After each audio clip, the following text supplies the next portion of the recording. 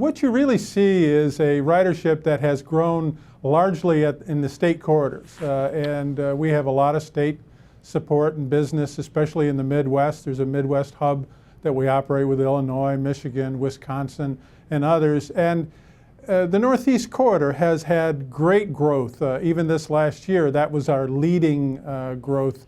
And there was actually a reduction in the long distance and also the state corridors primarily because of the delays that we saw happen around the Chicago area. But generally, we're seeing a demand for ridership, especially in the Northeast corridor and on the state corridors.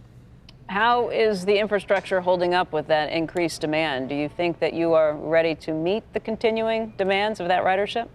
Is anybody's infrastructure ready to meet the demand? Whether it's highways, whether it's aviation, whether it's rail, we all have a need for an equity investment in this nation in infrastructure. There is no question about it. The leadership has to come from Congress.